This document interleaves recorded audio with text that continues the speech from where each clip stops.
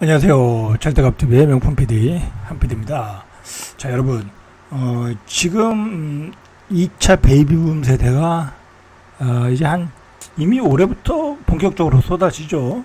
자, 이제 은퇴 세대가 본격적으로 쏟아지면 고령화의 비율이 높아지겠죠. 자, 고령화의 비율이 높아지면 들어가는 복지 비용, 의료 비용이 어마어마하게 증가하는 거예요. 그죠? 우리 재정 적자가 엄청나게 일어날 수 있어요.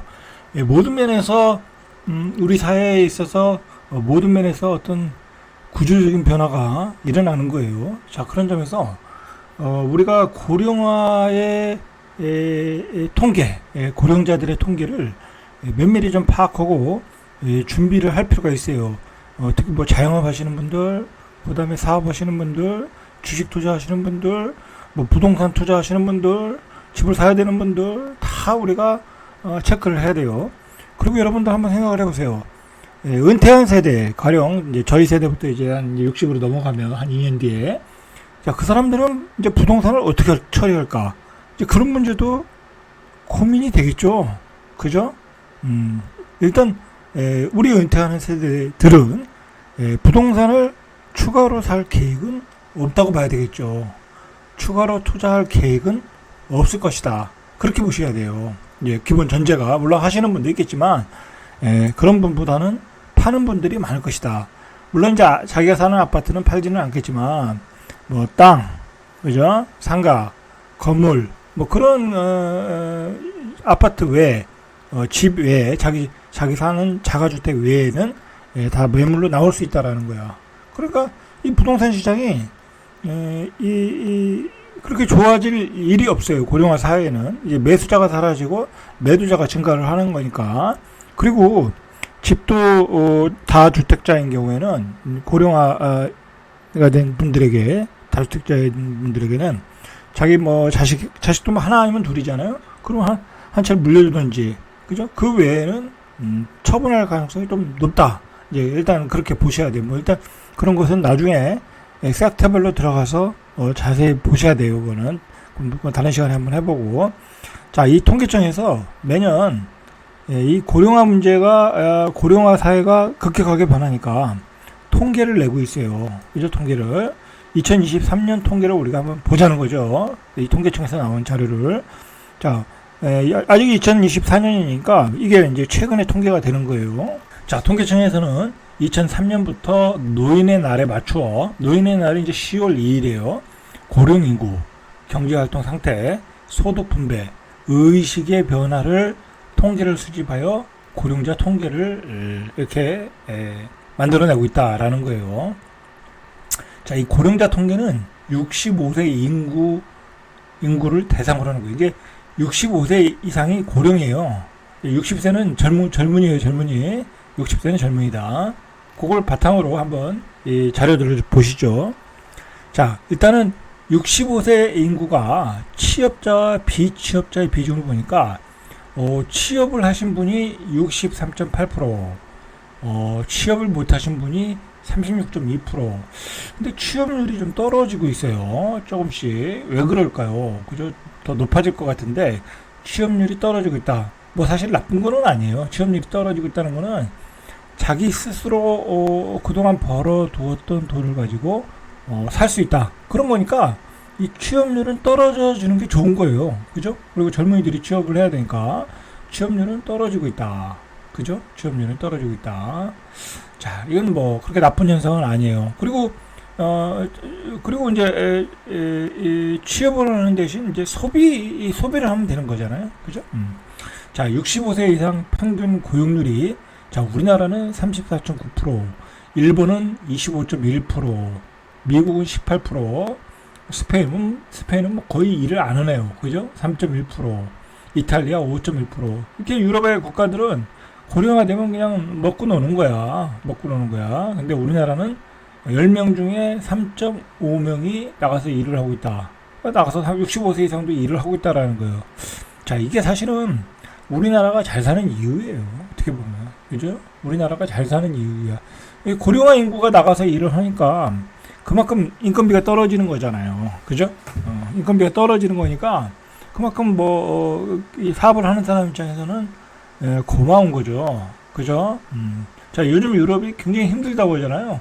바로 이런 문제 때문에 그런 거예요. 우리나라는 그래도 우리 어르신들이 나와서 일을 하고 있다라는 거예요. 일본도 그렇고, 일본도 상당히 많네요. 자, 미국도 생각보다 많고, 18%. 자, 주관적 건강을 평가한 게, 자, 이제 요게, 긴 막대가 취업자, 요건 비취업자예요.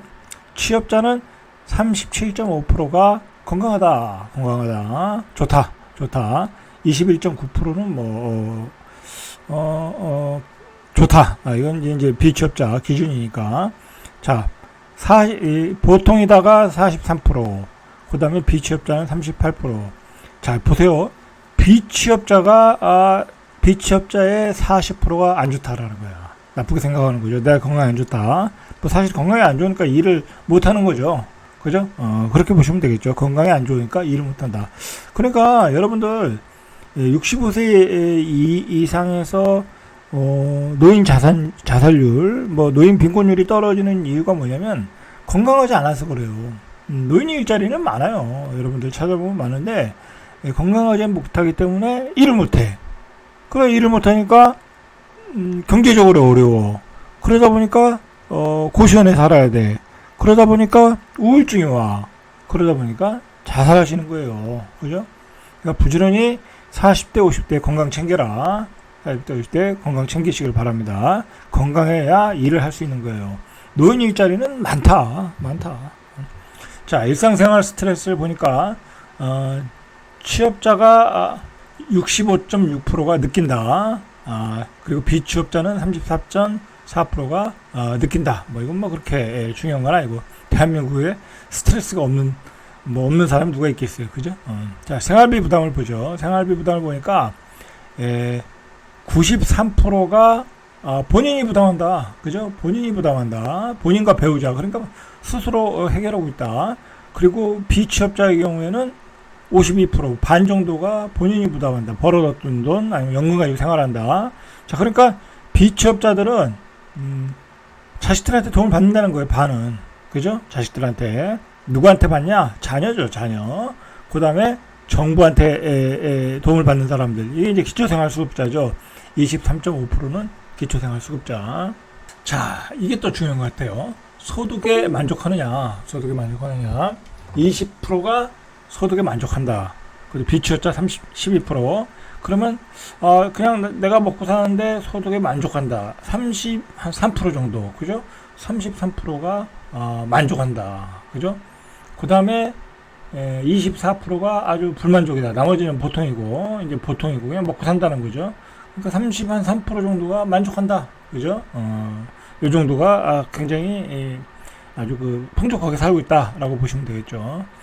자, 그 다음에 자녀와 동거 의향을 물어봤더니 같이 살고 싶다가 18%, 27%. 그죠? 그러니까 평균으로 보면 될 것 같아요. 한 23%는 같이 살고 싶다. 한 80%는 같이 살고 싶지 않다. 자, 요즘 부모님들 자식들하고 같이 살기 원하지 않아요. 그리고 같이 살아서 내가 행복한 경우를 별로 못 봤어. 그죠? 그러니까 80%가 같이 살고 싶지 않다. 자, 그렇게 나온 거예요. 자, 노후 준비를 보니까 준비하고 계신 분들이 한 60% 정도, 그죠? 60% 정도 준비하고 있지 않다는 한 40% 정도. 당연한 거죠. 이거는 나이 드신 분들은 준비할 게 없으니까 준비할 필요도 없고 80 넘어서 노후 준비할 필요 있겠어요. 그죠? 노후 준비를 하고 있다가 한 60% 정도. 자, 노후를 보내는 방법. 이게 중요한 것 같아요. 노후를 보내는 방법. 취미 활동이 그냥 평균으로 얘기할게요. 한 40% 정도. 취미 활동이 한 40% 정도 보내고, 그 다음에 여행, 관광 활동이 한 25%. 그죠? 25% 여행, 관광. 그 다음에 소득을 창출한다. 좋은 거예요. 한 21% 취업자 기준으로. 그 다음에 학습, 자기개발 한 4% 정도. 이런 건 가서 서예를 배우거나 꽃꽂이를 배우거나 독서 클럽에 가거나 그런 거죠. 그 다음에 자원봉사, 종교활동. 자, 여러분들 노후가 되면은 이제 무엇을 할 것인가, 무엇으로 시간을 보내야 될 건가, 이렇게 좀 잘 구분하셔가지고 정하셔야 돼. 그죠? 그냥 무계획적으로 하시면 그냥 세월은 금방 가는 거예요.